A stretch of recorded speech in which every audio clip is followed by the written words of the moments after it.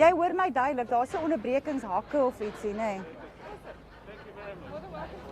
Let me check whose speed he is. He is, there we go. There it is. You can hear it. So ons is lewendig op YouTube, so hulle behoort in die studio. Okay, ons is live op YouTube.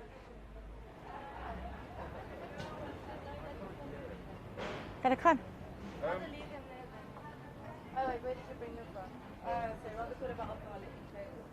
No, you should be able to. Charles, is it on top there? Charles, it's on there.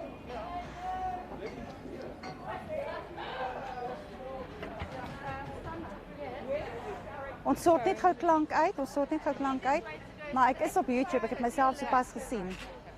Hello, how are you? Thank you. Good morning, how are you? Very well, thank you. Protection. What are you looking for? Nice to meet you. Hi, my name is Grace. Okay. Goeiemôre François, Didi en Kaapstad radio luisteraars. Hallo, François.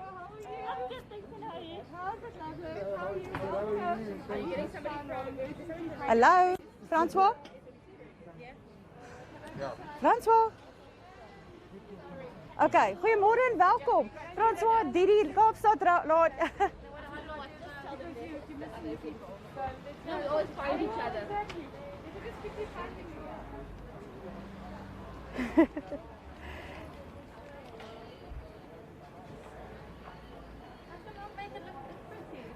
So, ons is live.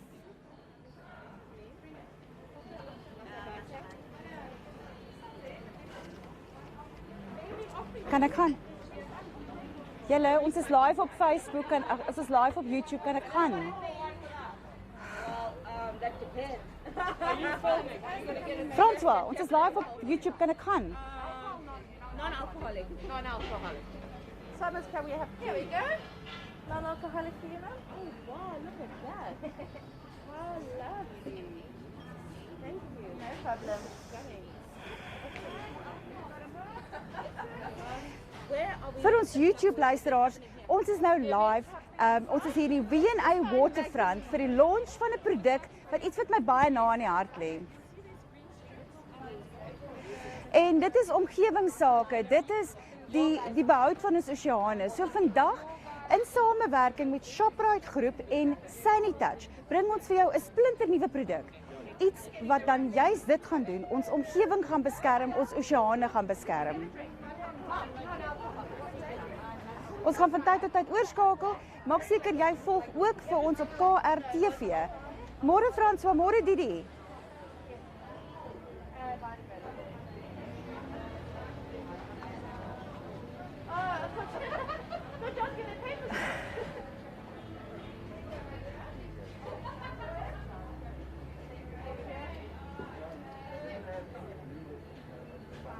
Ons het 'n bietjie tegniese probleme, maar intussen vertel ek weer verder vir jou wat hier vandag aangaan. So behalwe die feit dat ons 'n interessante produk gaan officially launch vandag, gaan ons ook as ek reg. Julle. Goeiemôre François. As ek nog een keer vir jou moet hallo sê.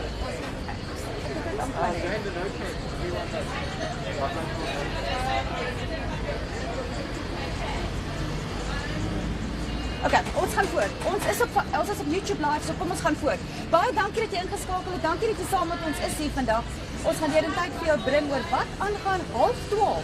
Gaan ons ook 'n onderhoud voer met die mense wat belang het by vandag se gebeure en wat verantwoordelik is vir vandag, vir hoekom ons hier is en wat ons daarmee gaan doen. So ja, ek is Anet en vir Kaapstad Radio is ons by die W&A Waterfront vir 'n interessante launch, vir 'n press conference en ek gaan jou 'n bietjie later meer vertel.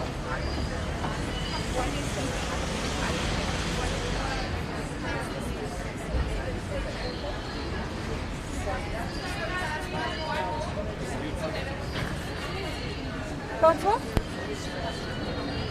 François? Dit maak van ander hoor hulle nie eens.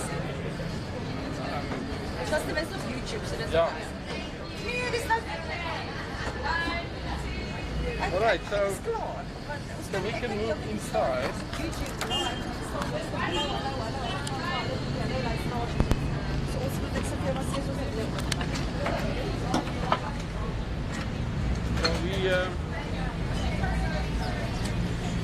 We decamp inside. Yeah.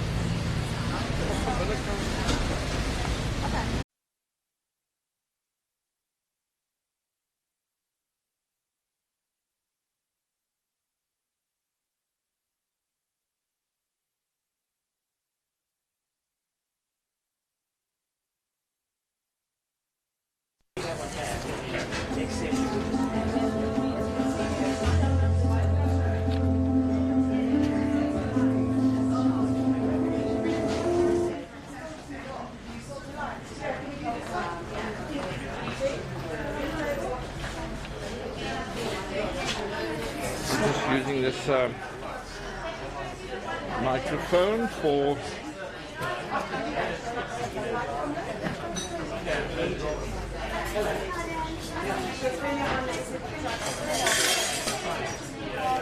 Seems like there's so many people here. No one knows what the hell they're doing. okay. So okay, I'm gonna start.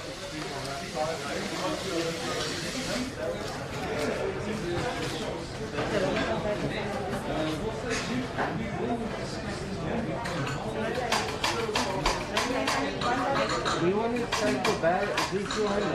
Yes. I'll take this bag out the way for you. Oh, you guys want this is our sound bag. Oh, that's yours as well? Yes. Oh, okay. No, that's fine. Sorry, because we got the same bag. I thought it was ours. How are you guys getting your sound, by the way? How are we getting that? We've got wireless. Oh, you're using wires. Yeah. Yeah, so this is the receiver here, and the other is it's a lapel mic. Are you going to change the lapel on all the speakers? Or you got the lapel on No, we've got the effects mic here, which we can pick everything up, and then the actual main woman over there, she's got a lapel mic.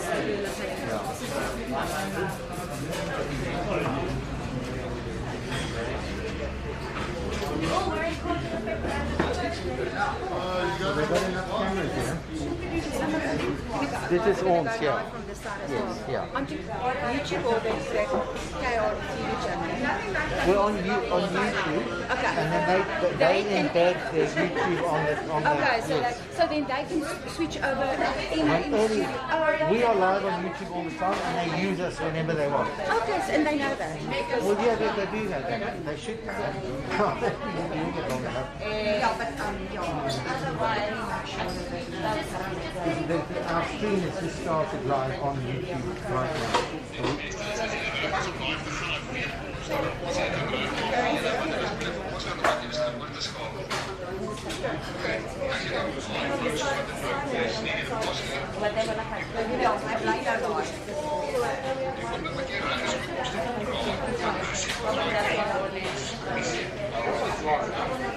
Yeah.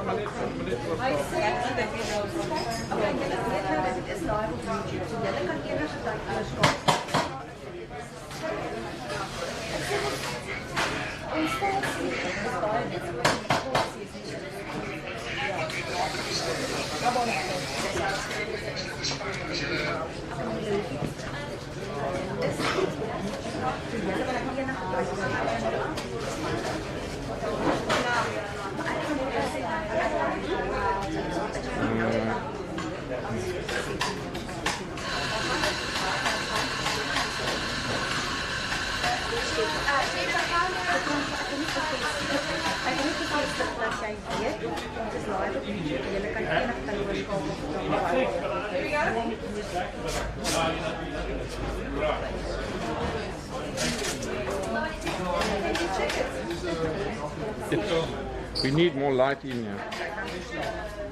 It looks. Open the iris. Oh, I mean, Okay, who's doing that speeches that happen? And then so You see, he's another guy we could use, huh? Camera guy. We need to get his details. oh yeah, Greg. Yeah. I vaguely remember him. What? No, that's not live. This is not live.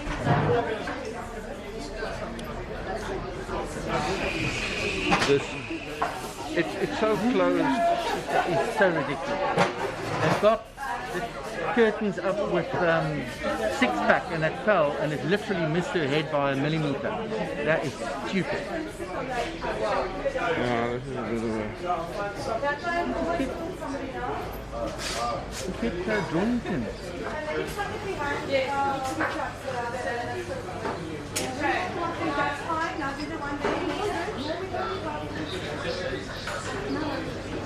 Have you got We need more lights here. I know, so I'm on the side. Have you got any gaffer tape on you?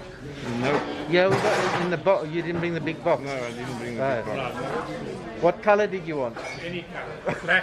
Black would be preferable. Can't they turn these lights on?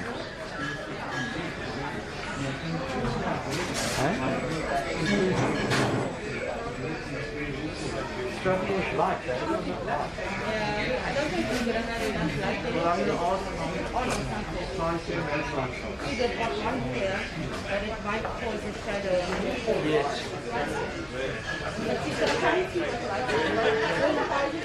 None of your camera lights. Watch down. Gonna try that.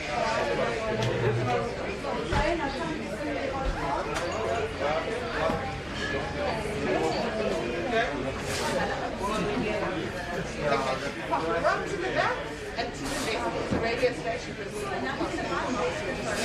Thank you.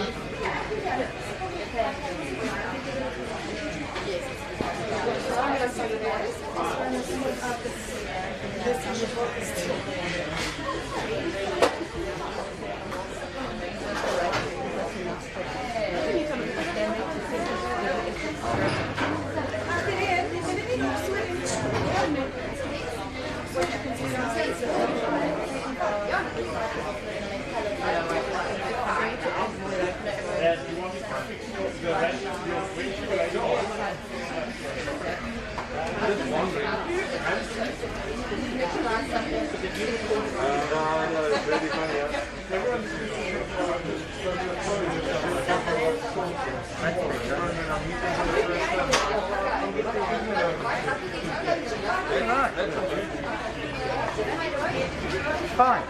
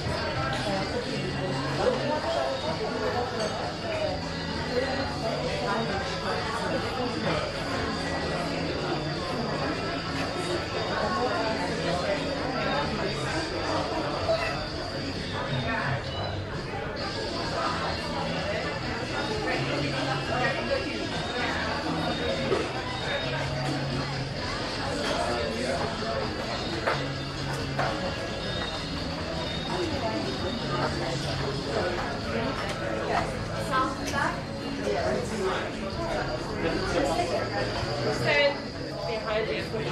Yes.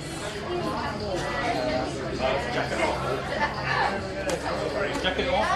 Doesn't matter, whichever is more comfortable.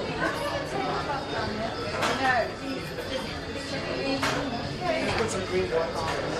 And we'll just stand in between. Is this one part of... This is a chicken. Okay. Chocolate chicken. You guys can just kind of stand like that.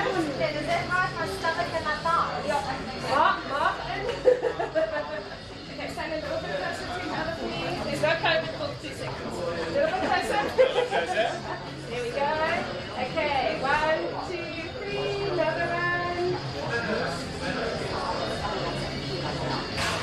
Okay, thank you guys.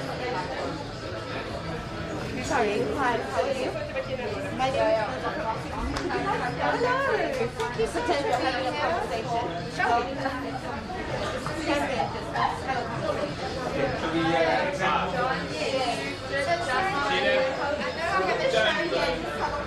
So should I do the whole thing even though I do this now? So these are so little, I know these big.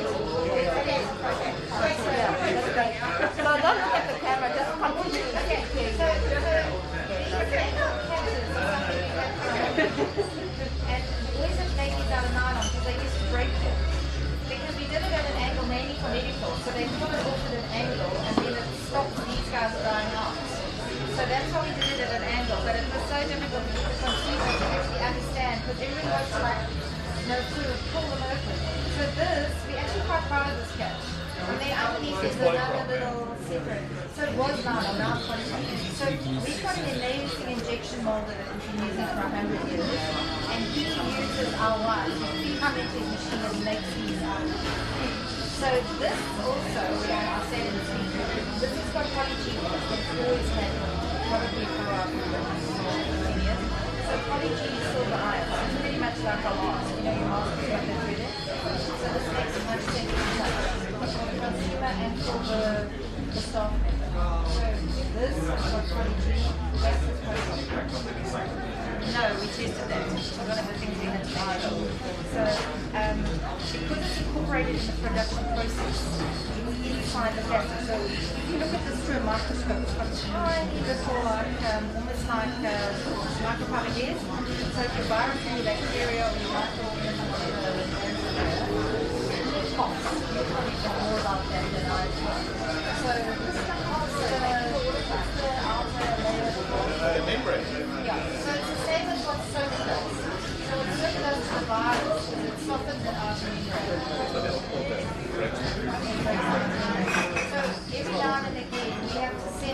emergency to a Swiss company, and they test that you're putting enough polyethylene to make it very So our dispensers also have polyethylene. So the reality is, even your manual dispenser that you touch,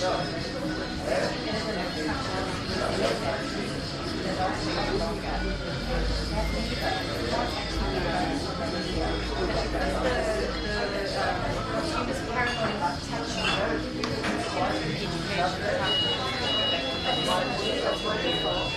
Because you want to get a lot of person in there that's going to put your orders in your room.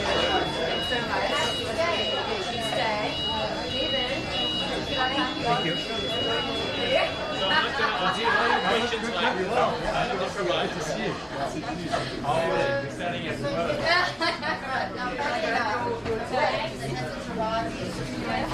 Jane, our pallet hasn't arrived. You want the waiver number? Skip the one number. Jane, you must quickly move out the way. We just need to set up and we'll give you this picture. Thank you so much. Okay, so now Devon, as is protected the spa, please stay not like this. This is a checklist step. Please just move to the back. Thank you so much. We will do this with the other arm. Okay, look at me. Okay. 1, 2, 3, another one. One more for the back. There we go. Thank you so much. Okay. You guys are welcome. So, UV.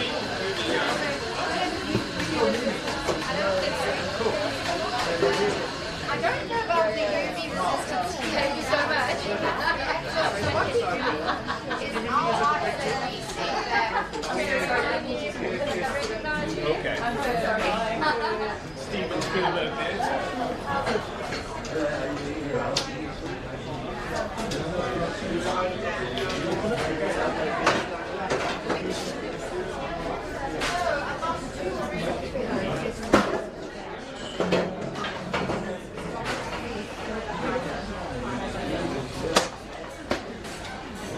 Just gonna go get the other guy so I can pull the ball in.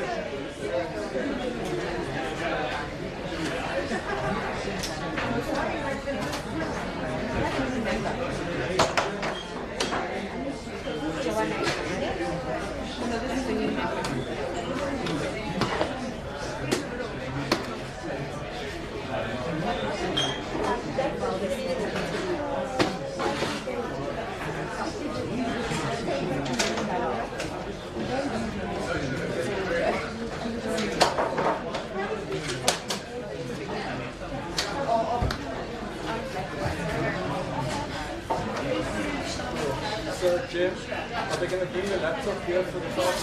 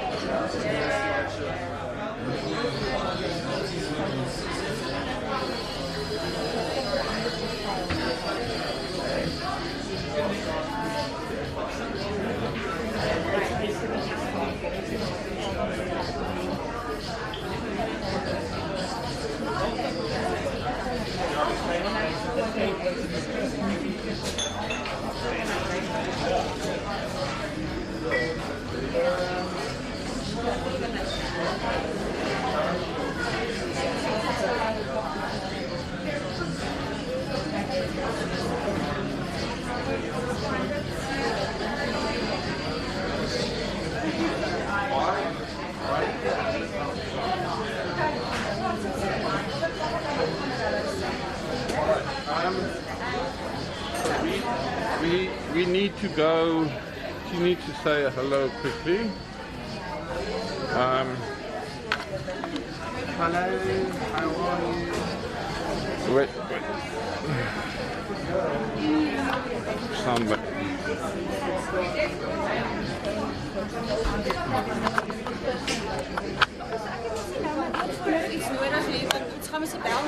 Wel, jy moet ja, jy moet net hoor wanneer hy vir jou Okay.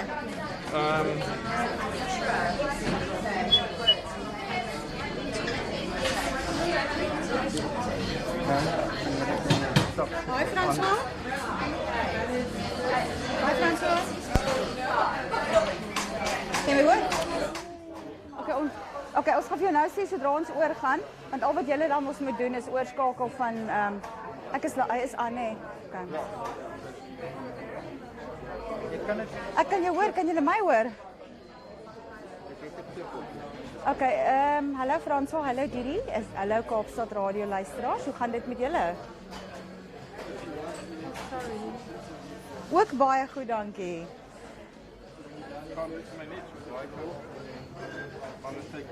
Ja, ek is vandag hier in die V&A Waterfront by 'n coffee shop met die naam van Cause and Effect. En die rede waarom ons hier is vandag is iets wat my baie na in die hart lê. Soos elkeen vir jou weet, is ek verskriklik omgewingsvriendelik en lief vir die omgewing en ek haat single-use plastic. Ek weet nie hoe jy daaroor het. Sê geweet François? Okay. Goeiemôre. Hallo. Nou het ek 'n gesiggie by die stem. Soos jy kan sien is ons hier by die V&A Waterfront by Cause and Effect. Dis 'n oulike koffiewinkeltjie, maar ook 'n brandy bar. Interessant, né? En die rede hoekom ons hier is vandag is vir die launch, dis 'n perskonferensie. Ons is hier vir die launch van 'n produk. Dit is in samewerking met die Shoprite groep en ook sê weer François? Jy weet mos nou, single-use plastic is the way to go. Groen is nie net 'n kleur nie. Groen is ook 'n cause. Groen is ook dit wat ons oseane gaan laat behoue bly. So vandag word daar 'n produk gelunch, samewerking met Shoprite groep en Sani-touch.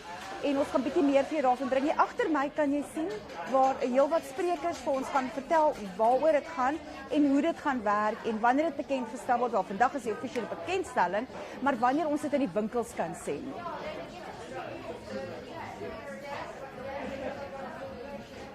Is julle daar? In elk geval, so ons gaan so van tyd tot tyd oorskakel en vir jou vertel oor wat hier aangaan en die nuus bring daaroor. Maar dit is baie exciting, dit gaan ons oseane beskerm en ek hoop dit gaan baie binnekort in al wat 'n supermark wees. So ja, so 11:30 gesels ons dan met van die key role people in this whole initiative and we're going to talk about the planning of it and when it will actually be rolled out. So van my kant af, ek is Sanet gaan vir Kaapstad Radio, ek is nou weer terug. Yes, ons gesels later weer. Bye bye julle.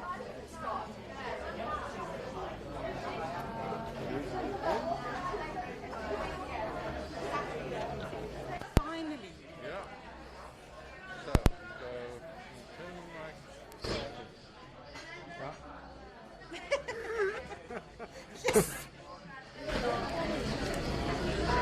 You like one of these tugboats that are all tied up inside a dock? There we go. Cordless is the way to go. Battery flat already. No, can't. No. It's just switch it off. It's on mute. But when you press mute, I've turned that off. Oh, sorry, I turned it on. What's a bit dark? Should have turned the light on behind you. I did ask him. Yeah, but I did ask him to give us more light here. But, you know, it's... You see that SABC in Khayelitsha yesterday, they were held up at gunpoint and they stole the camera and everything. Wow. Yeah. Did you guys...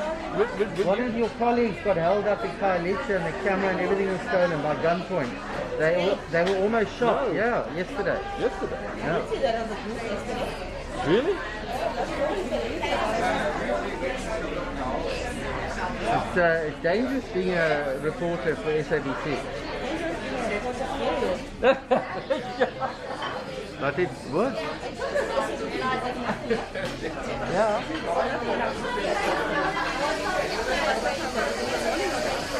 I saw it on a news feed at about 4 o'clock yesterday, 5 o'clock. The four guys, 2 with guns, and they feared for their lives, really. I'll try and find it for you. You obviously know her. Is it Abra? No. Yeah. Abra.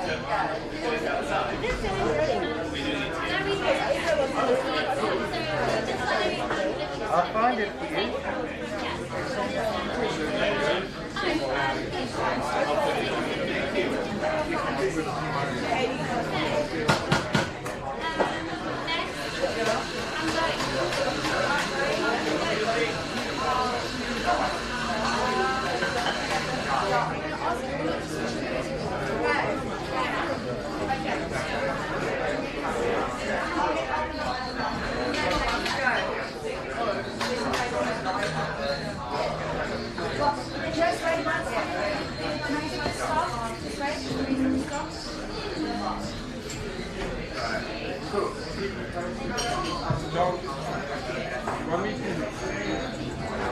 What? You want me to operate from this side? No, it's fine. Great job.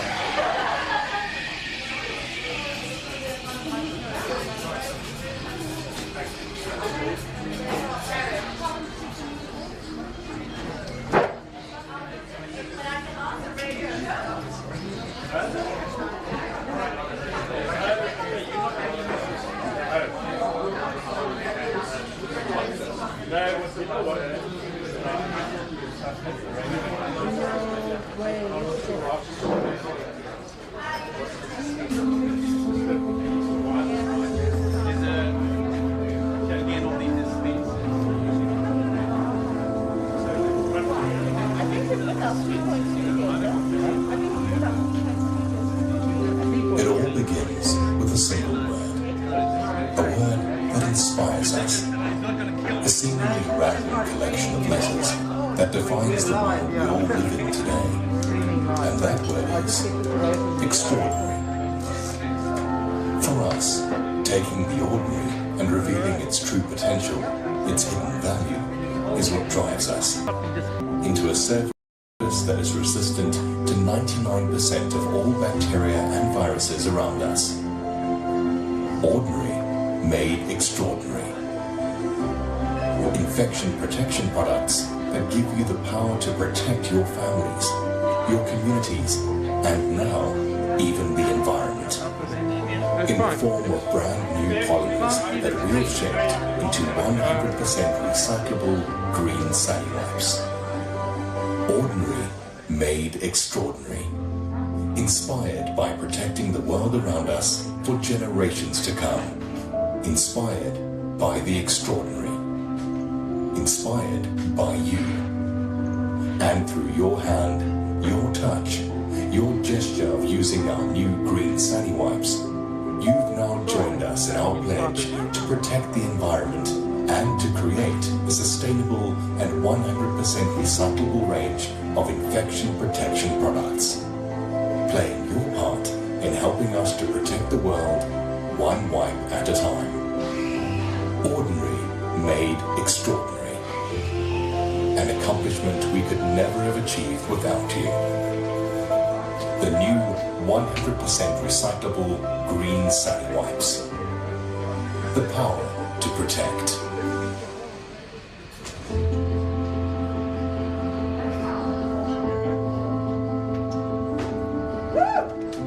Ordinary made extraordinary. Just give them a hand of applause. That's incredible, and welcome here this morning. It's fantastic to be with you. I'm Donnie from Radio Helderberg. We're all the way from the Helderberg to be here with you at Cause Effect. And obviously joined by Anel, the beautiful Anel. Baie dankie. The amount of wipes I've used for the last year and a half, I stood here and I thought to myself, I never thought, how many wipes I've used over the last year, and I didn't even think about it. So I had to be here today. So yeah, thank you, Donnie. We're all the way from the Helderberg, then Somerset West, we're Radio Helderberg, we're a community radio station, and we need to educate our listeners as well about what's happening today and how we can help the environment. So thank you for inviting us here, and of course, well, a warm welcome to everyone tuned in as well, and everybody here today, the stakeholders, all the important, clever people that will help us through this process to understand what's going on. And then also, Sani-touch. That is also spelling the EPR today. I think that's the stress today, the EPR. It's very important to consumers, everybody involved in saving our planet today. So thank you so much for having us here. Well, the day already started very early for us, and we had the opportunity to talk to Professor Peter Ryan from UCT, so he'll be here as well, one of the speakers here. And then we have Annette Davenish, the marketing manager of Sani-touch, and we also spoke to her this morning already, so we know a bit behind the whole project and the product. We know exactly why we need it, although we all know why we need it. So it's fantastic to be here and just be part of this whole initiative and this launch. So it's fantastic, yes, so wonderful. I think just besides Annette and Prof. Peter, we'll have John Kisa as well, the environmental manager of Plastics SA.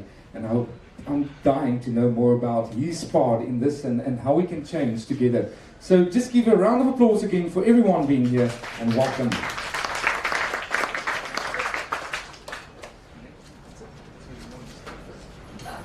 Alex, let's start it off with you.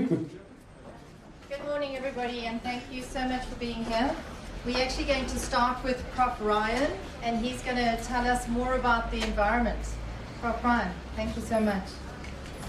Good morning, everyone. I've got a little presentation here just to give some context to what we're talking about today. So hopefully you can see that. I don't know whether you can read it from the back there, but that's Tracy Chapman, Mountains of Things. And that seems to be what we aspire to these days. Everybody wants more and more things, which is great until we don't want them anymore, and then we have to do something with them.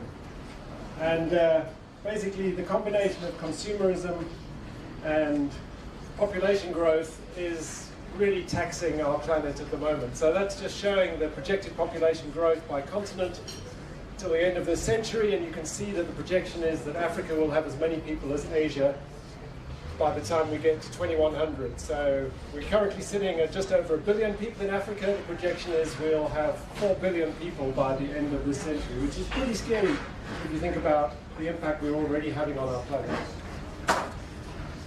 And this is what really lovely parts of Africa look like. Large amounts of green biodiversity, but we're busy transforming it into something that looks like this.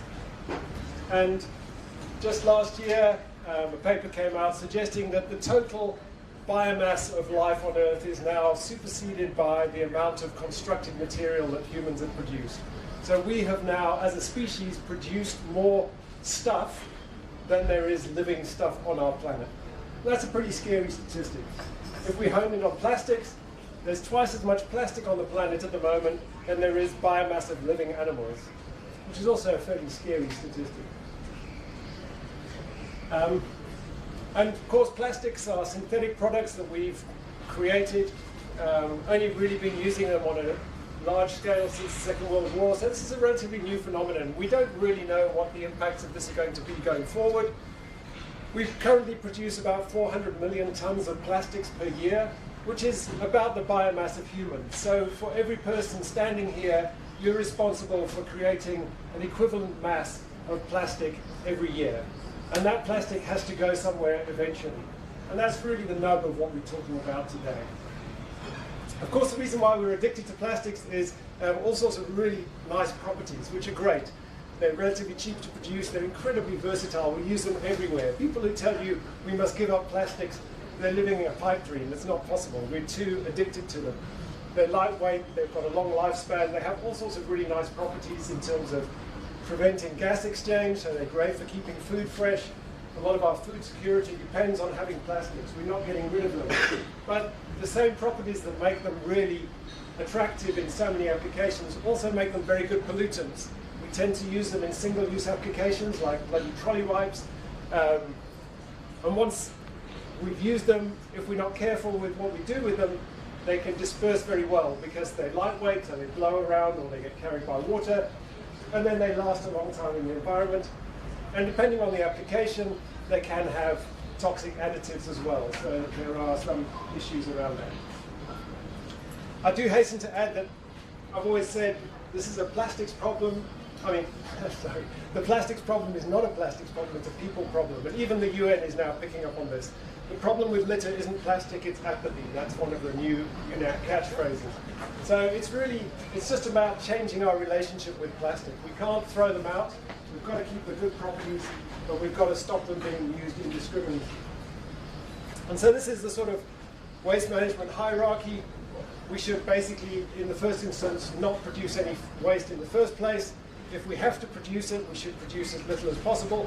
And it goes down, reuse, recycling, recovery, maybe incineration for energy generation, all the way down to putting it in the land. Of course, the worst option is that it goes out loose into the environment where it can impact on animals and plants. And if we look globally at plastics, how are we doing? Only 9% of plastics globally are reused or recycled. 12% are incinerated or turned into fuel. And a whopping 79% is going into the environment in one form or another. Hopefully mostly into landfill, but even landfills are not necessarily secure long-term depositories. Just another statistic, single-use plastics, an estimated 1/3 of single-use plastics end up leaking into the environment. And that's just unacceptable. We can't continue to do that. I said that landfills are not necessarily a long-term repository. This is adjacent to the landfill at Calvinia in the Northern Cape. All of that plastic was captured, taken to the landfill, and then not treated adequately by the local authority. And so it's all blown out of the landfill back into the environment. And of course, once it gets into our river systems, it travels down those rivers. This is a picture from Sandflay, just near my house in Luxembourg. And from those rivers into the sea. And every time it rains in KwaZulu-Natal, this is the kind of thing you see. Huge numbers of bottles and polystyrene and other lightweight junk washing up on the beaches. That's really only the tip of the iceberg because all of the flexible packaging is not washing up because it's much less buoyant, so it tends to end up on the seabed. And already there's huge amounts of plastic all around the planet. This was a paper from 5-6 years ago suggesting that 5 trillion bits of plastic. I don't like using numbers with plastic because it depends on what your lowest size limit is, but there's literally nowhere on the planet that you can go and not encounter plastics these days. From the tip of Mount Everest to the bottom of the Mariana Trench to the bottom of the Arctic Ocean, you will find plastic. And this is the sort of thing that we really don't like to see, animals getting entangled in plastic. It's not typically a conservation problem, with a few exceptions, because it doesn't affect very large numbers of animals yet, but obviously if we continue to carry on putting plastic into the environment, it will become a bigger problem. A bigger concern is around the ingestion of plastic, because this can affect many more individuals. So in the case of this little blue petrel, which is a really sweet little bird that lives in the Southern Ocean, very seldom comes north of about 45 degrees south. It's living in one of the cleanest environments on the planet. 90% of them contain plastic. We just this week published a paper showing that all of the birds that we've looked at of this species have got over 1,000 nanograms of a UV stabilizer that's added to plastics, not packaging, but to long-life plastics. 1,000 nanograms is considered about the safe limit for the concentration of this stabilizer. Every single bird we've looked at of this species has got over 1,000 nanograms. and it's living in the cleanest environment on the planet. So it's just one case study, but I think increasingly we're going to see these kinds of problems coming up, and hopefully some of these additives will be soon banned under the Stockholm Convention, as has been done for things like PCBs and DBT and so on. This is my most polluted bird picture. When I first started working on plastic ingestion in seabirds, already in the 1980s, this species, the great shearwater, 80% of them contained plastic. This was a bird we found a few years ago, dead, 194 pieces of plastic in its stomach. His whole stomach was full of plastic. So of course, if you eat a lot of plastic, it has 3 potential impacts. This is a little turtle that was brought to the Two Oceans Aquarium just across the road a few years ago. It subsequently died, and when we opened it up, it was full of plastic. Its entire digestive tract was blocked with plastic, and it forced its way up into the bladder, ruptured the bladder, and killed the animal. So the one issue is blocking of the digestive tract. Seldom a problem for birds, but definitely a problem for turtles.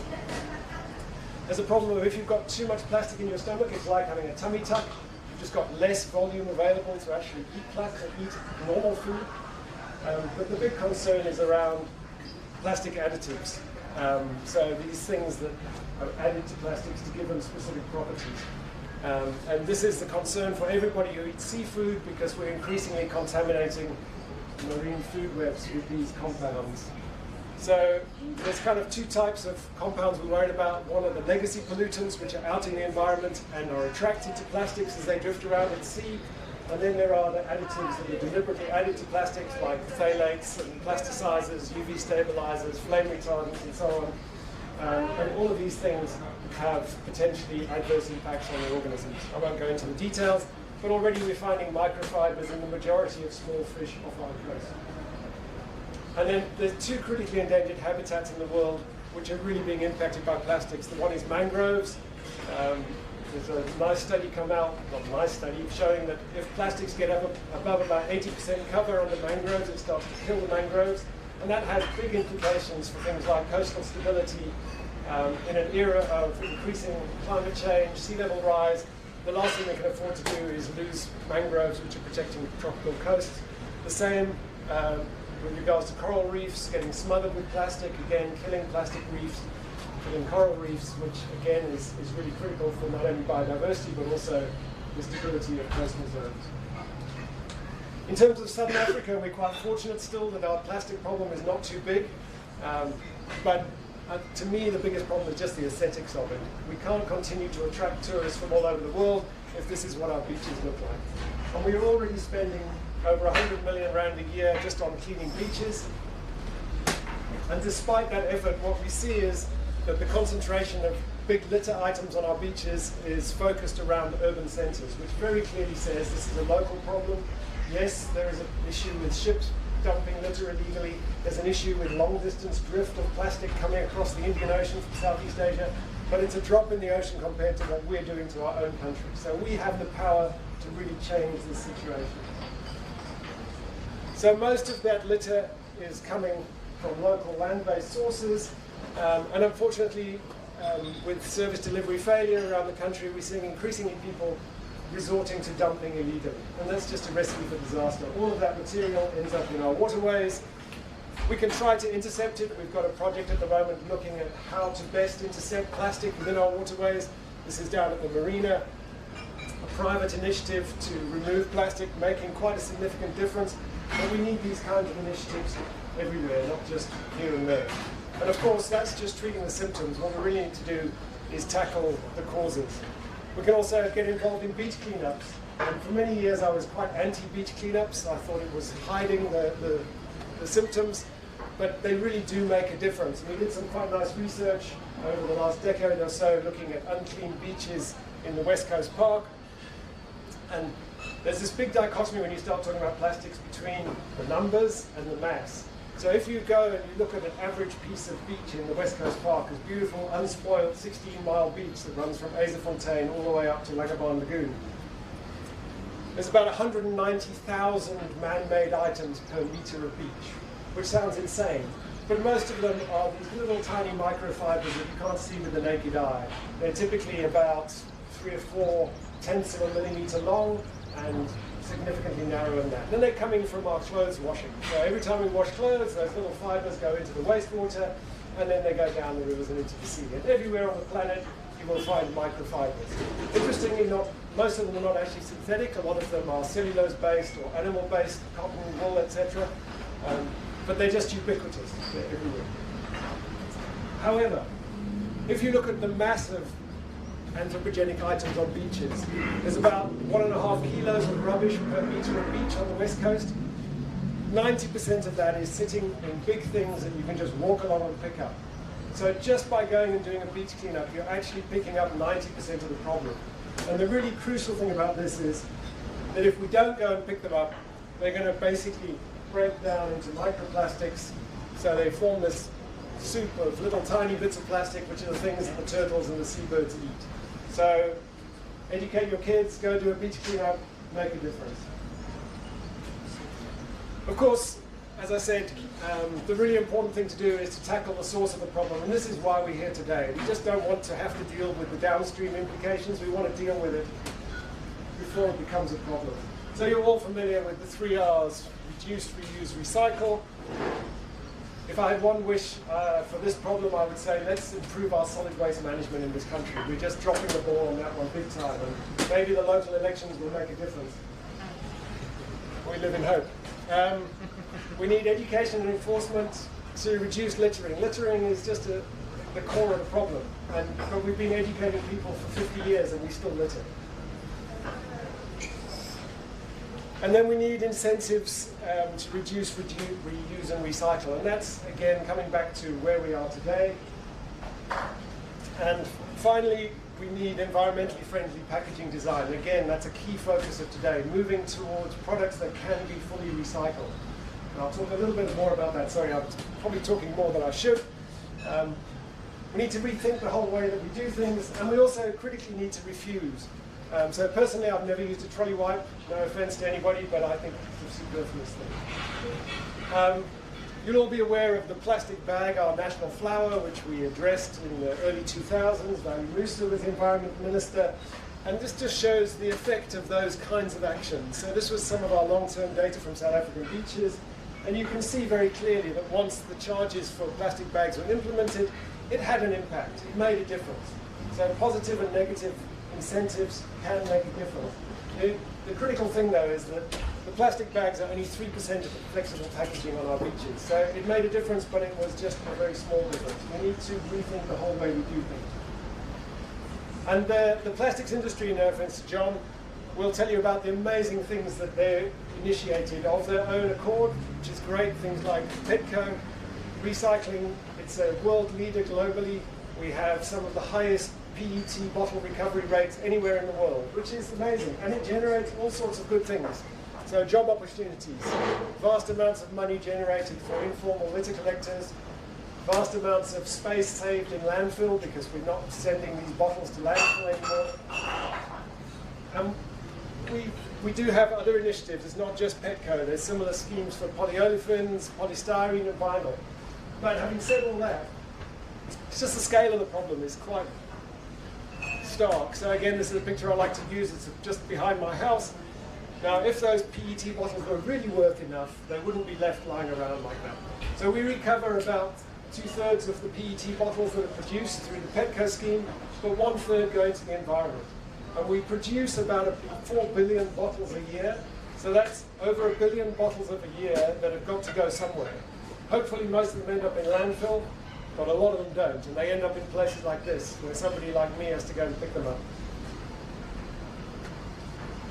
So it's just the scale of the thing. There are too many of us using too much stuff, and we need to close the gap. And this is becoming a big thing, obviously, so the UN has got involved. There's all sorts of moves internationally to try to reduce the problem. Lots of initiatives trying to look at product substitution. Can we replace plastics with other things? And you'll see all sorts of interesting claims. I've removed the product brand from this one because I might get sued, but I get really annoyed when I hear their adverts because they advertise that their little poo bags are biodegradable. Read the fine print. So there's the UN report which looks at biodegradability. These little poo bags that everybody wants to use are made of polylactic acid. They are considered good if they go into an industrial composter. Any other system, they're just as bad as plastic bags. And yet that's not the message that these producers put out. So they need closed loop systems. We can't even manage our current solid waste, let alone deal with separate waste streams for food bags. So that's just a recipe for disaster. And yet you'll see things like this. People pick up their dog's poo in this poo bag and then leave it on the beach like it's going to magically disappear. And like, I don't know, it's crazy. Anyway, and sometimes product substitution can lead to really bad things. So this is a nice example. A lot of milk used to be sold in HDPE bottles. This had a high value for informal collecting. The recycling rate was really good, 75% was recycled. 37 million rand of income generated for informal waste collectors. But because of pressure to avoid plastic, people moved to Tetra Pak, these horrible polymer, copolymer, cardboard, foil, plastic blends, which are very difficult to deal with. The value is much less, so the recycling rate is much less. The amount of income generated is less, more of it goes to landfill, and we still have a pollution problem because now they put plastic lids on. I was just up in the Arctic, and one of the commonest things I saw were Tetra Pak plastic lids. And we're seeing that increasingly. You know, it used to be cool drink lids were a big problem on our beaches, they still are, but increasingly we're seeing lots and lots of these Tetra Pak lids. So it seems like maybe a good idea to move away from plastic, but it can have unanticipated consequences. And the other thing is that that HDPE was being recycled to reduce the amount of plastic going into detergent bottles. So it had a use. And that's again one of the themes from today, is we need to create a use for these things. If you take away the source of that, now the detergent people are using more raw virgin polymer because they can't get recycled material anymore. So we need a whole revolution about the way we do things. We need to move away from linear economies to increasingly circular economies where we don't have any output, we have no waste. This is one of the ambitions of John. I'm sure he'll talk about zero waste to landfill. I'd be happy with zero waste into the environment.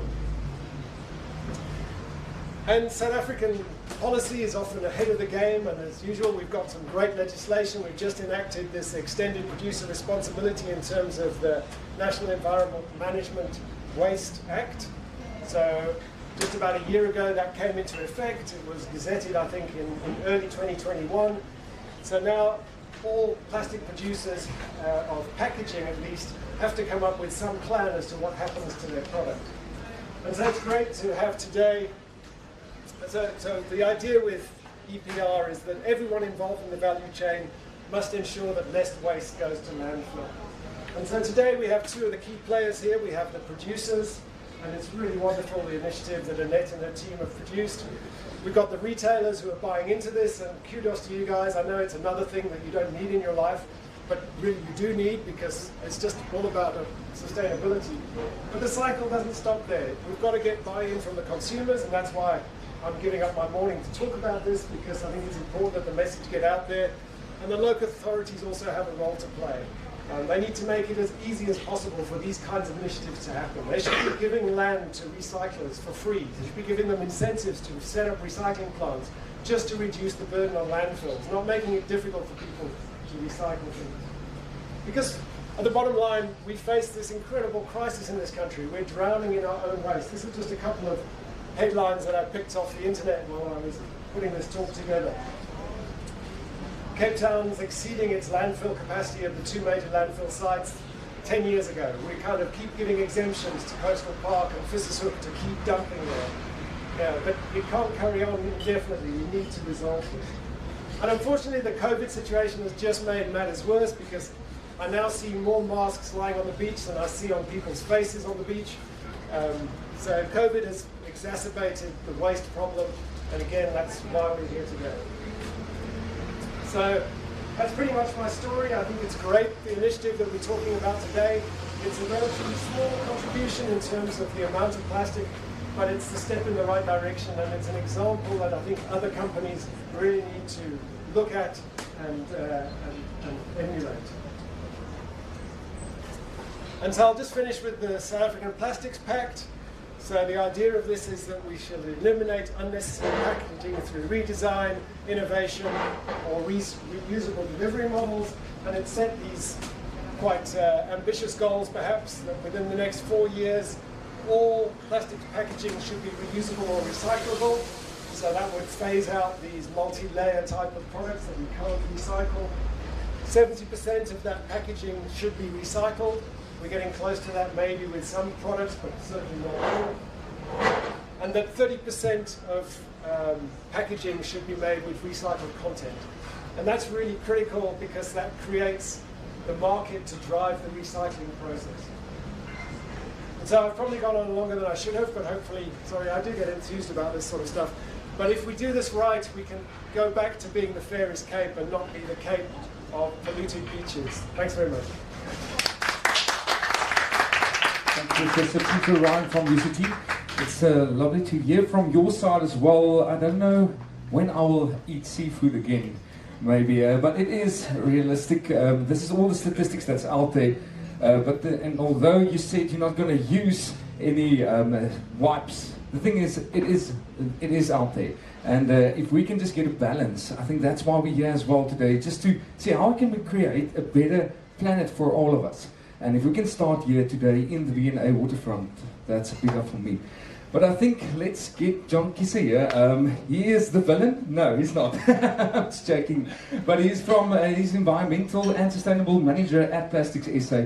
And it's for me a wonderful pleasure to introduce him. Welcome here. Thank you.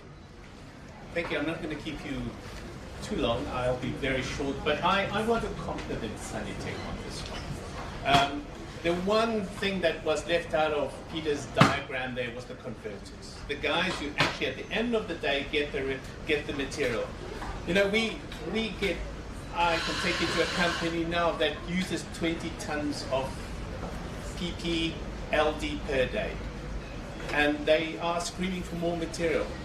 The problem is capturing. And the city of Cape Town is probably the star in capturing plastics when it comes to the urban areas in South Africa.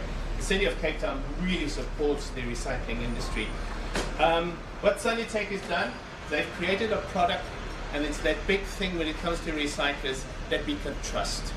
If we get this, we know exactly what we got into that. We will know what the flow rate will be, the melting rate of the material. It makes life for us so much easier when we have the knowledge of what is the specs on a plastic for the production into something else. Thank you very much for that. Yeah, Peter did mention that design for recycling, critical, and that's what you did. We are confronted with so many material that we do not have a clue what's in them. And sometimes when we find out what is in them, the various layers, we're actually shocked that someone can actually think this one out and expect us to recycle it. And by simplifying your stream, you're making the life for us in the recycling industry critical. I take a lot of groups and people to the various facilities in Cape Town to showcase them the collection methods and the effort being done by the city and private organizations, private companies, to collect the material and recycle them, and most of them go away shocked because they never knew the amount of mountains of various types of polymers that we collect and we recycle. Unfortunately, yes, it's still true that a lot of that material we cannot handle because we, A, as I said, do not know what's in this material, and B, there's no market for it because at the end of the day, we can recycle till we blue the face. We need an end market. But by making a product like this, we actually then know we have an end market for it as well. That's the critical thing. Polyprop is a very widely used plastics. Very. The recyclers, the converters in South Africa like polyprop. So by using this material, there's obviously a lot of options they could have gone to. And some of those material, your face masks, some of the material within that we cannot recycle because it's co-polymers. But by simplifying it in this way and creating that trust that if we find a green wipe, yeah, let's do it. Right. I want to thank you for this opportunity to speak about this. What Peter said, most of it is very true. Sadly, we are having a major impact on the environment. But if we start with small little steps like this, we can eventually get to a situation where we look at plastics. So see, everybody's working around the word plastic. If we could start looking at plastic and think, oh, it's not such a bad item. We, in our 21st century, cannot live without it. Let's try and reuse the material that we've already generated by, you know, in that way we generate work, more jobs. During COVID, if I think the amount of collectors that were supported in collecting, there's a lot of people that depend on collecting this material for their own, for bread and butter. Thank you very much. Thank you, John. Thank you, Dr. Ryan. Much appreciated.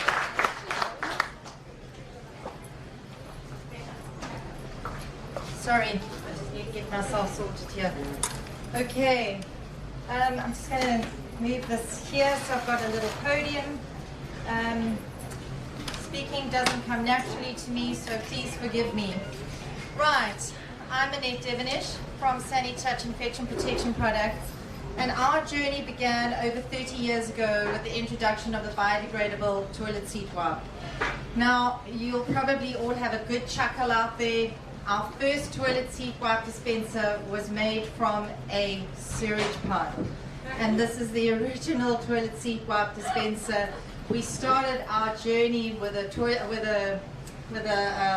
sewage pipe, so we were already upcycling in those days. So, yep, here's the funny little SaniWipe original. And for those of you that, oh, can I pass it on? Remember Peace of Mind, which was at the time a Bidvest product. Here is my baby sewage pipe. So that was our very first product. Okay, we've come a very long way from the original sewage pipe days. And as we grew as a company, we obviously included more washroom dispensers and consumables. We also included a lot of product into the medical industry. We did sanitizers and obviously pre-saturated wipes. Originally, one of our main markets was the medical industry, and they are still a very big market for us. Being an innovative South African business, we constantly saw needs for product in the South African market.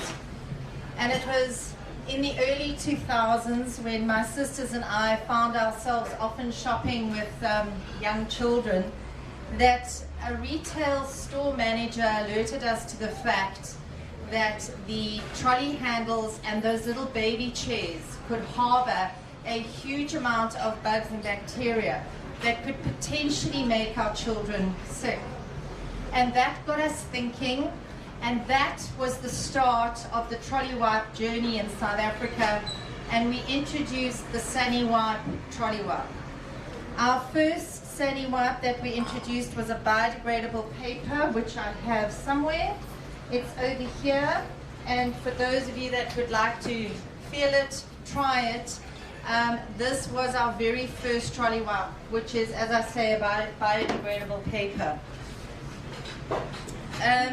The trolley wipe was not used by consumers at the beginning. People were quite shy. In fact, they kind of felt by using a trolley wipe they were insulting the person behind them or in front of them shopping. And it was only during the swine flu pandemic that consumers started to see the value of the trolley wipe in protecting themselves and in protecting their children. But along with the increased use of the trolley wipe, we needed to find a cheaper alternative. The biodegradable wipe, as beautiful as it is, the wet strength paper is expensive and it's fully imported. We then looked around and we found local manufacturers of polypropylene. Polypropylene is a lot cheaper than the biodegradable paper. It's, as I say, it's locally manufactured, and it's fit for use as a pre-saturated wipe.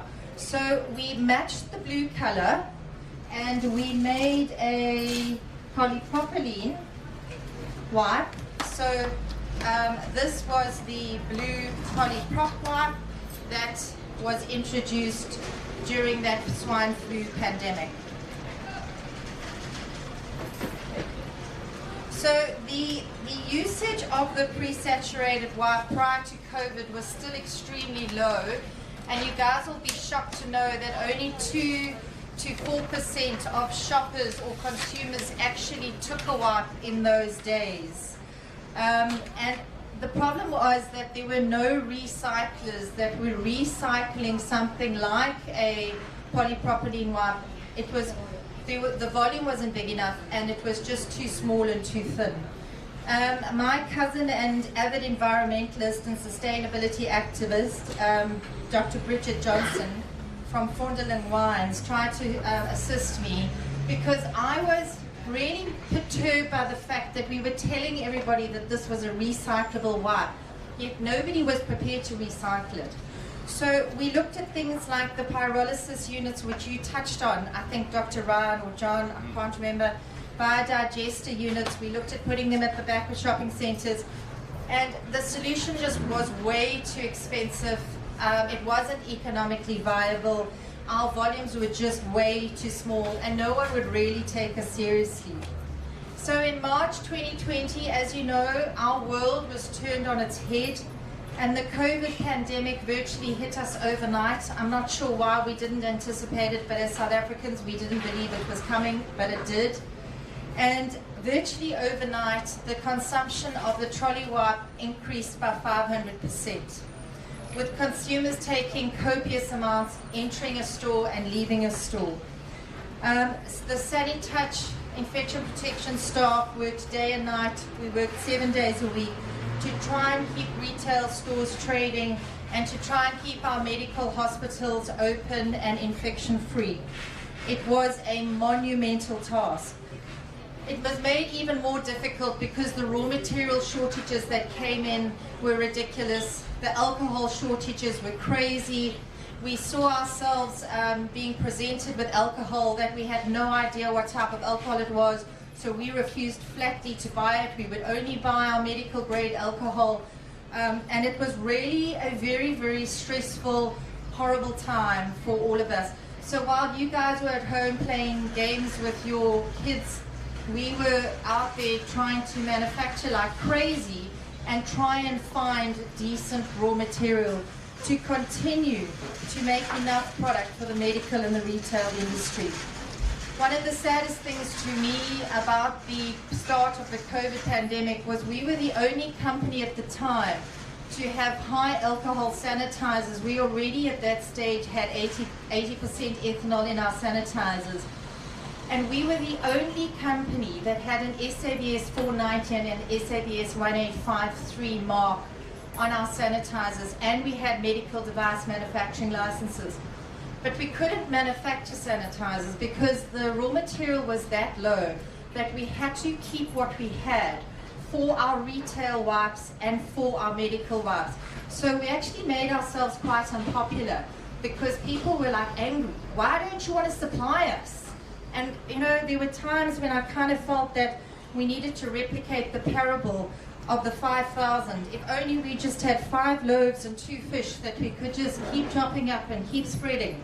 But unfortunately, we didn't find that miracle. After a few months, new manufacturers popped up, left, right and center. Lots of imported product popped up into our market. And although our demand remained high, and we kept our prices constant and our supply as constant as possible, we actually realized that it gave us a little bit of a break. And one thing I realized that in the middle of 2020, that this might be our opportunity to try and find a solution to recycling of these wipes. So in the middle of 2020, I phoned Polyco, and I'm very grateful to Polyco who gave me a list of recyclers. We phoned around, and Johan from my class, who I think is here, he might be attending the afternoon session. He was so amazing because I can't tell you how hard it was to get people to work with us in the middle of this COVID crisis. And we ran trials to see if we could recycle these wipes in his recycling processes. Tuflex in Johannesburg, who's also not here today, they were also incredible in helping us to see if this was possible. Both companies were able to turn our SaniWipes into pellets and into pallets and other useful items. And I can't tell you how excited I was when we learned this. The problem was this was just the beginning of our recycling solution. And there were many, many challenges that we still had to overcome. This was just our first step. Due to the proliferation of the wipes on the market, there are now various different wipe substrates out there. And one of the things that we had to do, exactly what John said, we need to make sure that the wipes that get to the recycler are 100% polypropylene and that they're not combination fibers. Because if we start giving them wipes that are combination fibers, it's going to mess up their recycling processes and then they will not take it. So that was one of our biggest challenges, was how we were going to separate and make sure that our wipe was identified as 100% polypropylene. The SaniWipe buckets have always been made out of 100% polyprop. Oh, sorry. Okay. So these buckets have always been made out of 100% polyprop. Our lids have always been made out of 100% polyprop. What we've always had in our lids, and this goes back many, many years, and in all our wash and dispensers, is we have a product called Polygene that is incorporated in the production process of these buckets. Polygene goes into the lid. Polygene is an incredible technology which makes these lids safer to touch. So you saw on the video beforehand, viruses, bugs, bacteria cannot live on our lids. Now that means that this surface is much safer to touch to both the consumer and the in-store staff member. The other thing that a lot of you have probably wondered if you've ever taken a wipe out of a store is why on earth did these stupid people make this catch at a 45-degree angle? Now, this was done again years ago, and it was mainly done for the medical hospitals. We needed it at a 45-degree angle, so you would pull the wipe out at an angle. So you only took one wipe out at a time. So we were trying to limit the wastage of wipes, both in medical and in the retail industry. The other thing that we wanted to ensure is when it's at an angle, we are all really a little bit OCD somewhere inside us.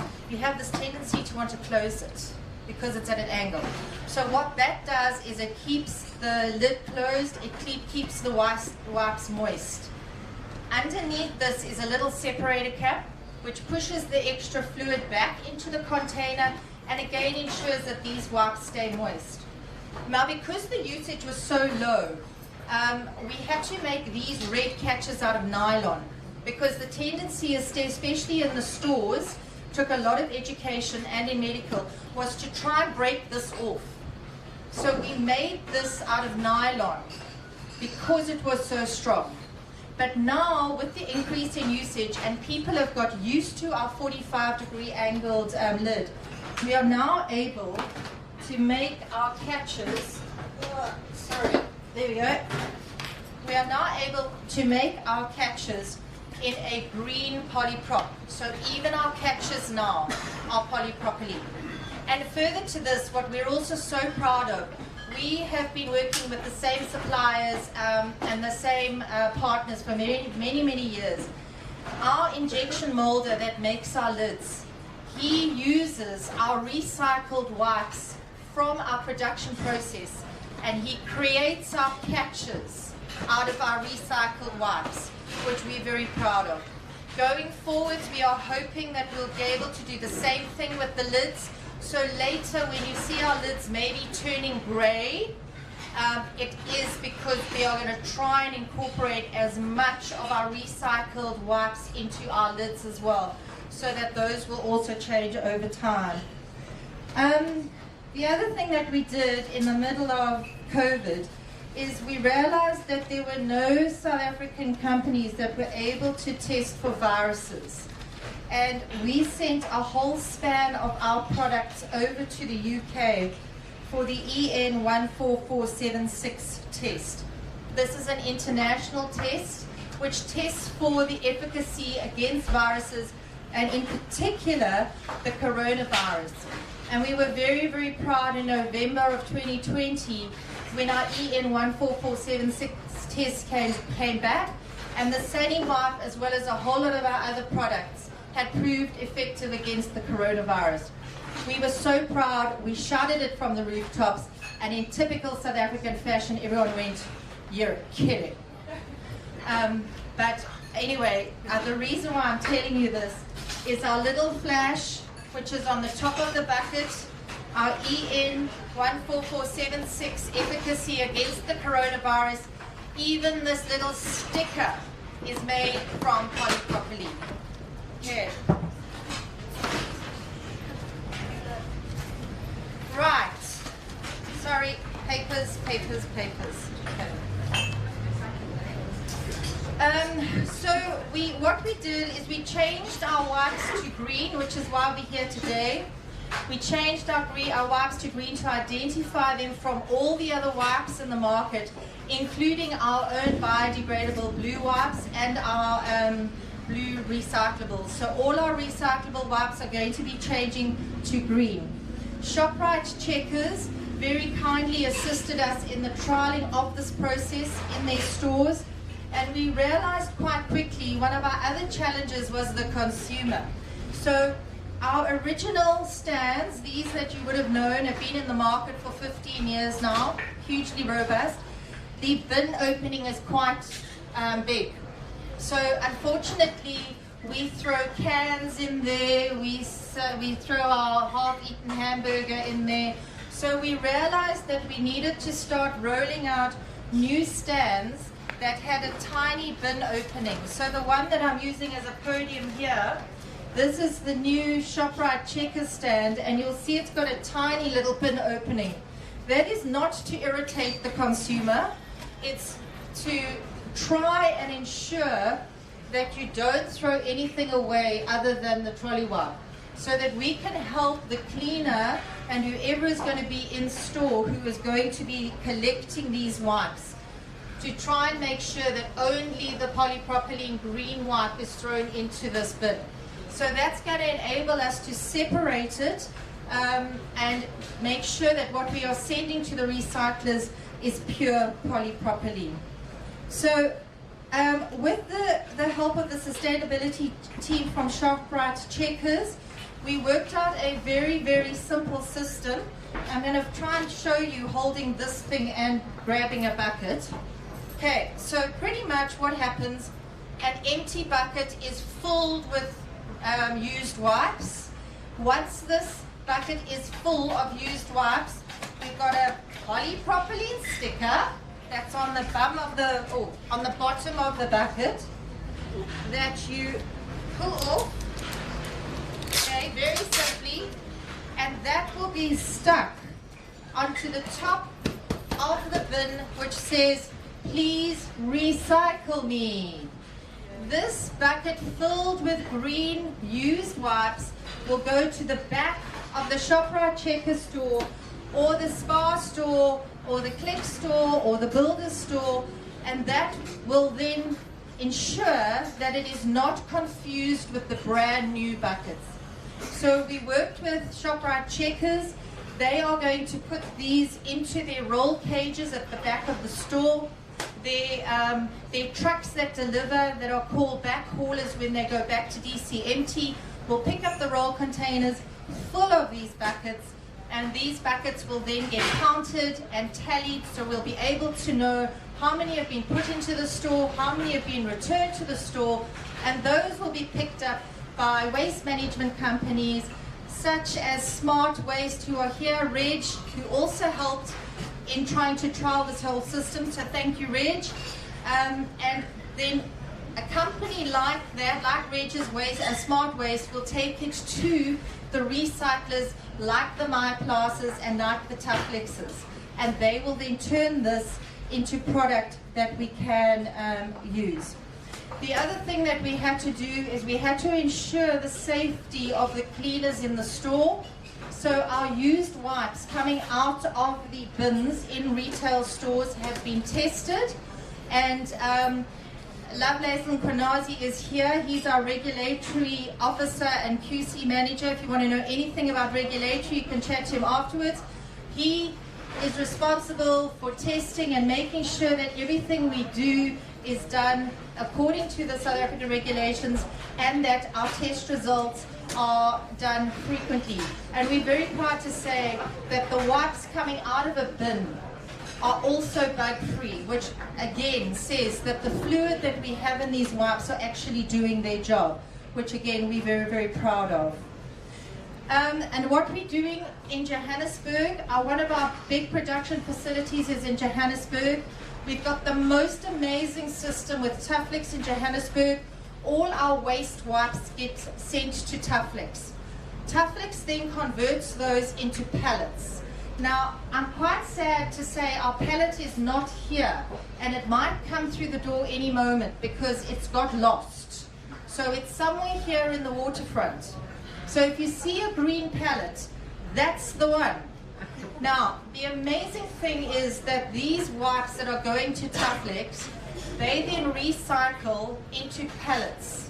Now, the more we use the pallets, the more excited we get because these pallets are so much better than the standard wooden pallets.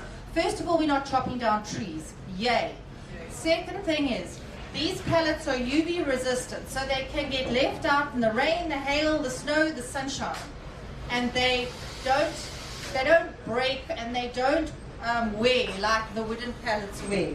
They can be very easily cleaned by high pressure hoses, so they're much more hygienic.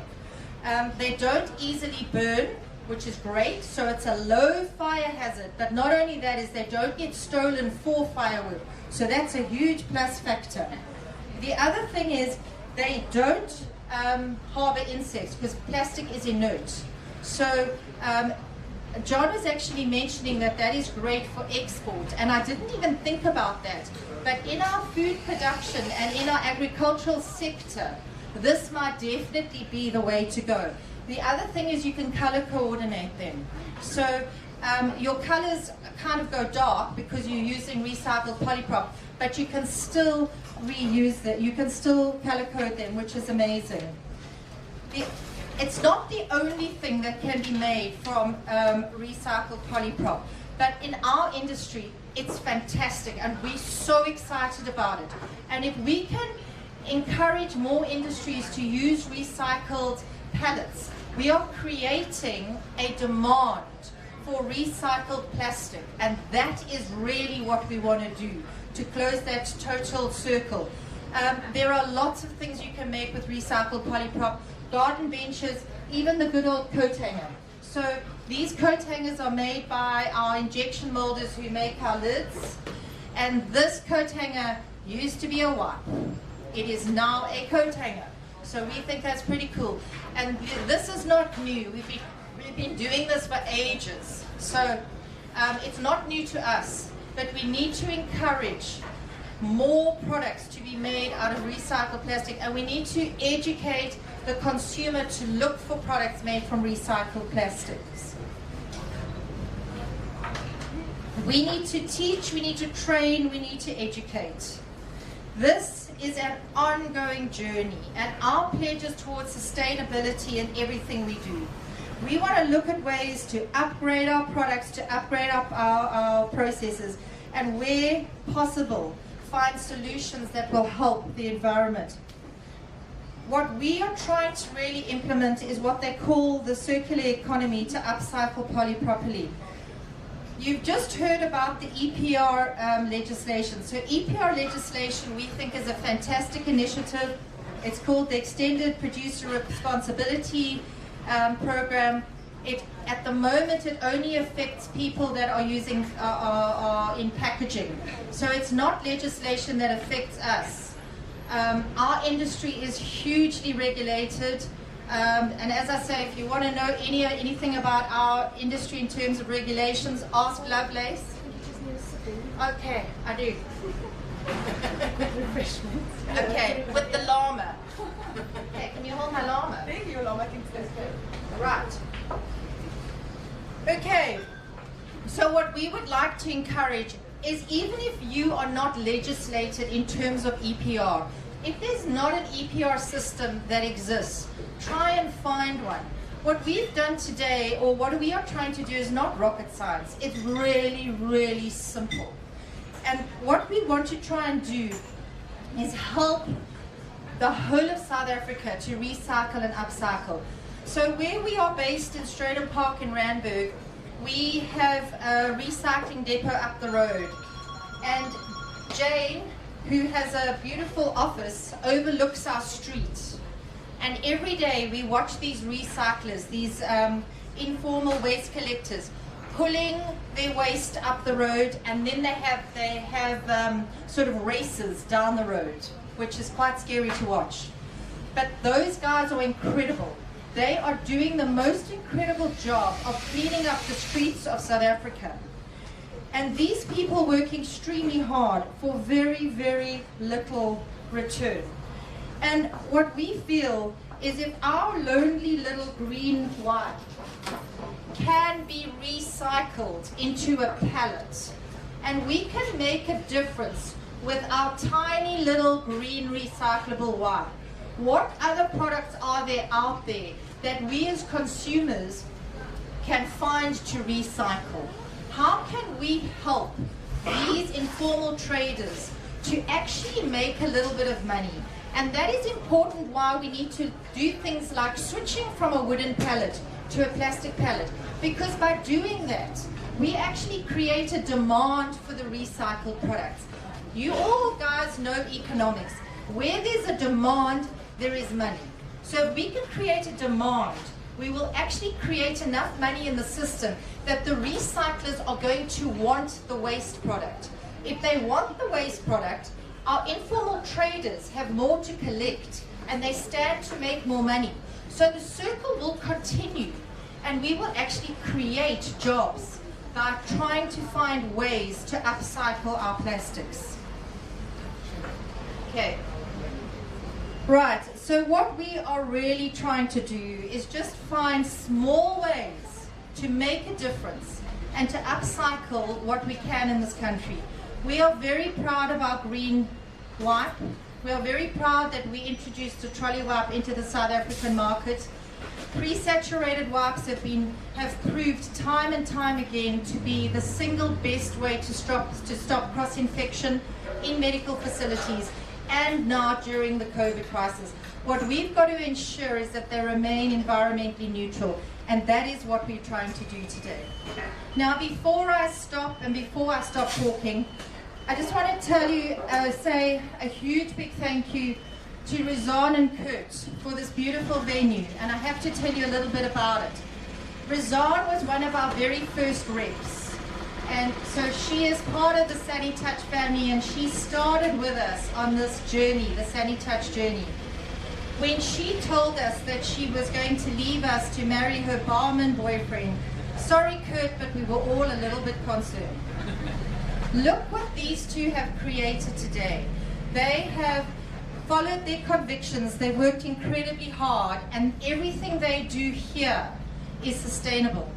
And I urge you all to stay behind and have one of their cocktails, alcohol or non-alcoholic, because a lot of what they do is made from recycled product. And even the drink that you received today, Kurt, am I right? That was made with waste.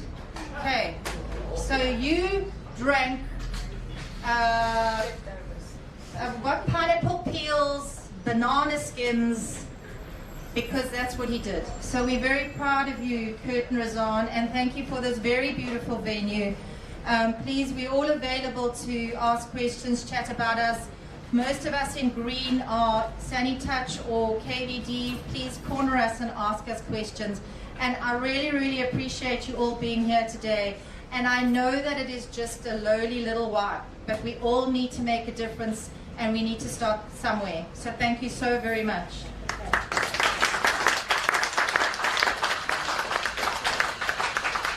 Annette, thank you very much. Just one more time, give her a round of applause for everyone in Green. And thanks to John and Peter, thanks for taking out the time in your day and come and talk to us. So Annette and her whole team is just so passionate about everything, and that's so inviting. And and I know that as a consumer, I'll definitely support them and go to all the retailers that has the wipe. And together with that, I'll go and ask the other guys to also implement it. So with that, Anel is going to just talk about the pledge wall. So if you're here and just as a media or whoever, you can also make a change and by just pledging. So let's find out about the pledge wall. Sorry, I'm with my mask all the time, and then it's off and then it's on. I'm not on, Afrikaans. And then I'm not really sure what to do with the mask. So yeah, just bear with me. The pledge wall, we were shown this morning how it works. It's just to be personally responsible for your actions. You can go to the pledge wall, SaniWipes, of course. Well, there's 55 pledges so far. So how it works is, well, the question you should ask yourself is, how are your actions today creating a sustainable tomorrow? So, look at this, Donnie. It's a little bit, where's the door? Okay. So it's just small things you can do at home or at your workplace or wherever. Just for example, I don't know, okay? If you make a pledge there, yeah, it's your personal preference how you want to contribute, but just to, when you lay your head down at night, then you know you did something. So I will definitely go for a pledge to reuse my plastic shopping bags. You shouldn't use them, but if you do, all right, don't worry. There are a few things you can do. And then you can make a pledge. I see there's 55 so far. So maybe we can get it to 500 today. I don't know how, but we're going to try. We're going to share it, tell everybody about it, and join Sani-touch. So, yes, you can just go see the Sani-touch pledge.co.za. So go to that, and there you can make your pledge. So that would be wonderful if we can all make a change. But please network and enjoy the cocktails and also the food that will be coming out. Thanks.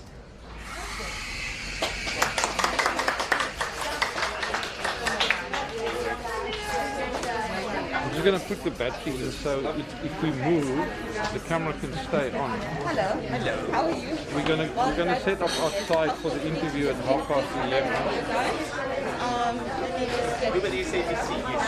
Which is at least something we control there, so we can. I am going to.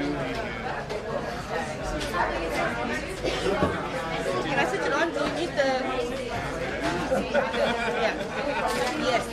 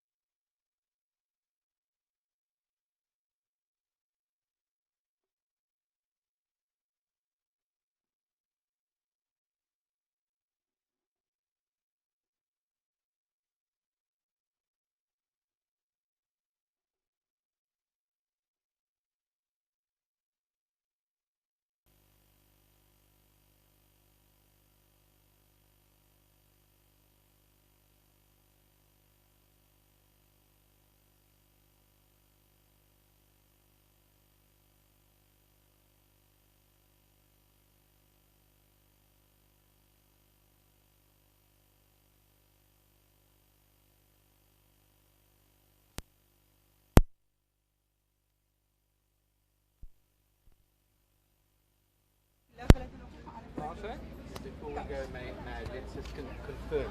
Yes, just confirm. Annette, hello. Annette. Alright, daar's jou microfoon. Okay. Excuse me, sorry. Right, here you go.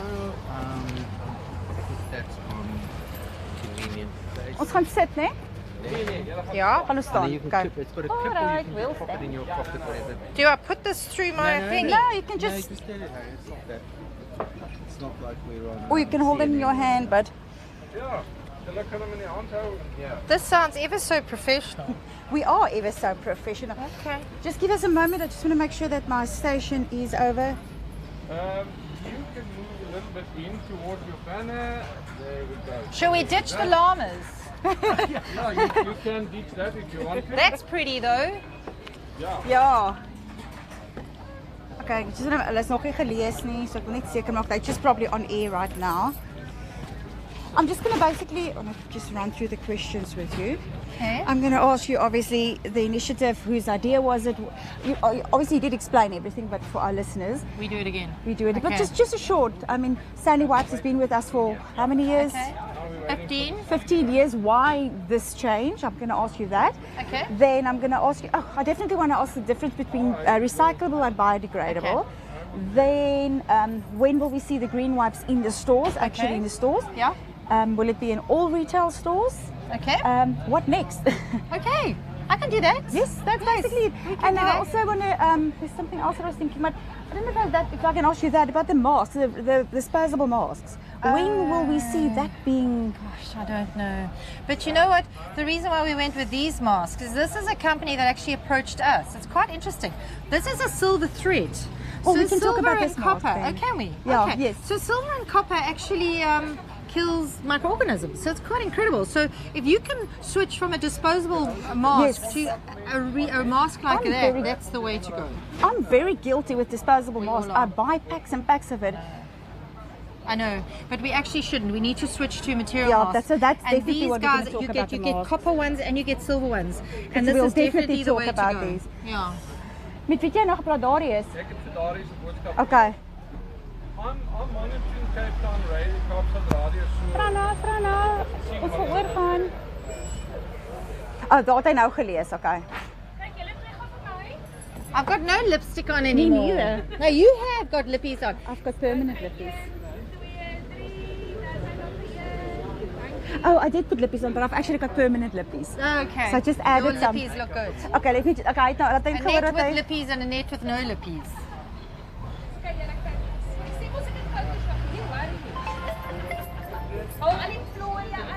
Hi François.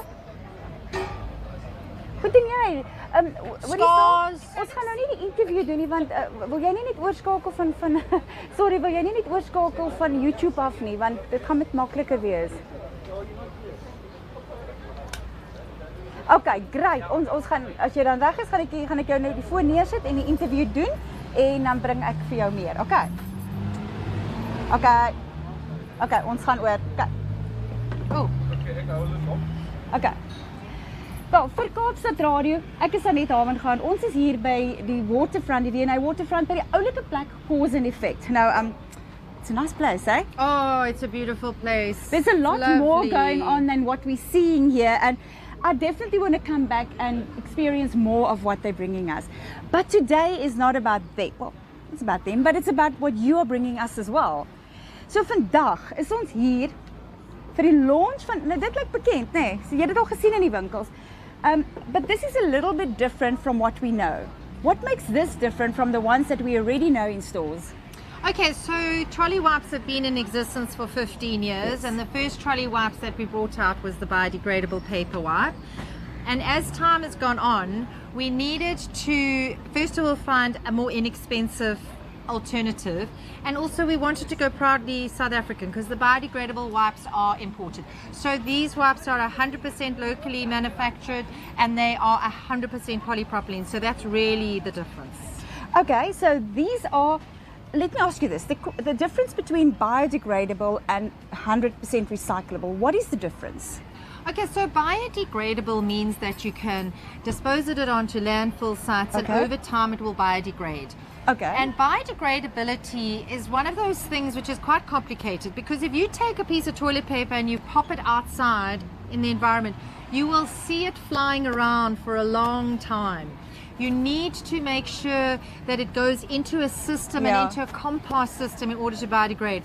So although we've all been sort of trained to understand that biodegradability is the way to go, it's not always ideal, because you've got to find the ideal environment for it to biodegrade. I understand. So the difference is, if you find something that's 100% recyclable, we can upcycle it. So we can take that product. So for example, wipes are classified as single-use plastics. Yes. But if you take a single-use plastics and you change it into those coat hangers. Can I show? Yeah, absolutely. So this coat hanger once was a wipe. So what we've said here is, as a wipe, we prevented the spread of infection, and as a coat hanger, we prevent wrinkles. Oh, no, that is an upcycled product. So what we've got to do is encourage consumers to buy more upcycled products. So taking out anything in the environment that is potentially harmful and finding an extended life for it. And that's what we are here to do with our wipe. And I also want to know, when will we actually see these green wipes in stores? Okay, so ShopRite Checkers we've been working on for quite a long time now, and they were the first to get the green wipe. So if you go into any ShopRite Checkers stores, you will start seeing the green wipe. If it is green, please throw it away in the bin provided. You see all the bins are starting to get upgraded to that tiny little bin. That's not to irritate you.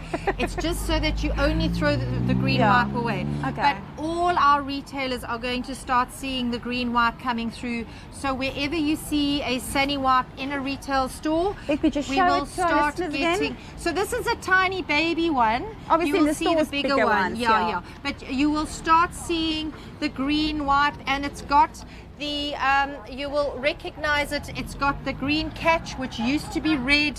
It's got the little red sticker on top. So you're going to start seeing green wipes coming through to all your retail stores. All of those are 100% recyclable, and more importantly, we've put the system in place to get them to be recycled. And the system is what's so important. So we don't want to say this is just a recyclable product. We actually want to make sure it actually gets there. And explain to me, how will this get to the people that are actually going to recycle and upcycle them? How? Okay, so what we've derived is a very, very simple system. So these wipes go into the bins. The bins get filled. The cleaners in store are trained to empty those bins. They then put the used wipes back into the bins. And once that bin is full of used wipes, they peel off the sticker underneath. They pop it on top. That says, please recycle me. That goes to the back of the store, and then the back haulers, they collect all of these, which goes back to DC. DC collates them, and then waste management companies pick them up. Those go to recyclers. The recyclers turn these, everything, the bucket, the wipe, the everything, into usable products. The whole bucket. And you also said that this bucket, the top is safe to touch. Yes. So for years we've put Polygene into these buckets, which is Polygene is a silver ion nanotechnology, which means that they repel 99% of bacteria and viruses. So these are safer to touch. That's not a COVID thing. We've done it long before COVID. COVID has been amazing in educating people that you can get bugs and bacteria, but there are many bugs and bacteria out there. So yes, we want to get rid of COVID, but we also want to prevent all the other bugs and bacteria that are out there. I also want to talk about masks. Nou, ek is definitief een van daardie mense wat skuldig is om nie hierdie maskertjies te koop nie of te gebruik nie. Ek koop die weggooi maskertjies, and until today I didn't really think about them, because what happens to them after we worn them? Absolutely. So one of the big problems with the disposable masks is they're not pure polymer. So you can't recycle them because they're made of combination fibers. And that is your biggest problem. So the ones that we've got today, it's a lovely mask. It's called Ecstatic. And this has got a silver thread in it. And silver and copper are natural antimicrobial products. So you are finding silver and copper products out there on the market. So if you can switch to a mask like this, it'll never smell, because the silver in here and the copper will stop all those bugs and the bacteria, because the smell is really from the bacteria. Yeah. So I ask all of South Africa, and we're all at fault, try and stop the disposable wipes and get yourself a decent reusable mask. And how can people help? I mean, besides trying to use recycled products, what do we look for in a recycled product? How do we know we're actually using a product that can be recycled? Okay, so most your plastics products have a little triangle at the bottom. So you will see this one, I can't see the light, but there's a little triangle over there. Oh, there it is, yeah. Now that says 5. Now 5 means polypropylene. So what that does is it tells the recycler that this is a polypropylene. So you get all different numbers, you get 2s and all sorts. That depicts the different type of plastic.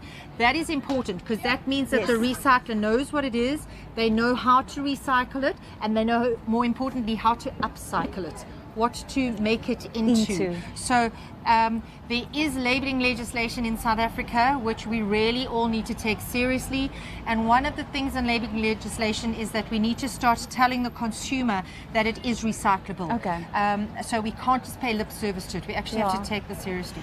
En ons verantwoordelikheid as die verbruiker is om meer van hierdie produkte te gebruik wat gemaak is van materiaal wat gerecycle is, soos byvoorbeeld die hangers. En there's plenty other products. I mean, we can't even think about everything, maar kyk uit vir daardie produkte. Probeer maar om so tipe masker te gebruik eerder as daardie blou of swart masker. You're just going to chuck, and where is it going? It's a huge problem. Our oceans are dying. We heard today that there's actually more stuff outside than these people using this stuff. It is. It's frightening, and I mean we're a relatively small company. We're trying to make a tiny difference, but the way we see it is if everybody makes a tiny difference, communally we can make a big difference. And one of the reasons why we came to Cape Town is because Cape Town is far more proactive than the rest of the country. So well done, Cape Town, for all your initiatives and all your beach cleanups. But we really all need to take responsibility ourselves. So that's why we also had the pledge wall, just to try and pledge to try and help their environment. And yes, there's a need for certain things, but what we say is use your products responsibly, use your plastics responsibly, and where possible, upcycle. Because there will always be plastic. We will not be able to get rid of it for good or forever or everything, but use it responsibly. That is what you're saying. Absolutely, absolutely. And it's okay to walk out of the shop with your bread and your milk in your hand. There's nothing wrong with that. No, that is true. That is true. And then thank you so much. I just want to say that green is not just a color; it's a cause. And I'm green in my soul, and I think I should start wearing more green. Well, this is orange, but we stand for green. Thank you very much for what you're doing, and what next? Oh, thank you, Annette. Really appreciate it. So we want to look at every single product and every single process in our business to see how we can start changing. And it's so amazing. You take one little project and it leads to another project and another project. Wonderful. So our next project is medical. So we were already trialing our biodegradable wipes in medical. Now we've got to look at the whole system on how we can get the system in place so that they actually are biodegraded. So that's our next project. But it never stops. So it never stops. Always. En ons het nou gehoor wat elkeen van ons kan doen. So let's do it. En kom ons gee elkeen net daai een klein deeltjie, because every bit does help. Vir Kaapstad Radio, ek is Annette Haven, gaan langs my. Annette, just give us your surname again. Annette Devenish. My fun is baie makliker as daar. And you are with the company Sani-touch. You've been, it's a family business for 30 years. Yes, that's correct. Oh, well done. Yes. Thank you very much for all your work. Thank you for having me on the show. I really appreciate it. Thank you. That's it. Thank you so much.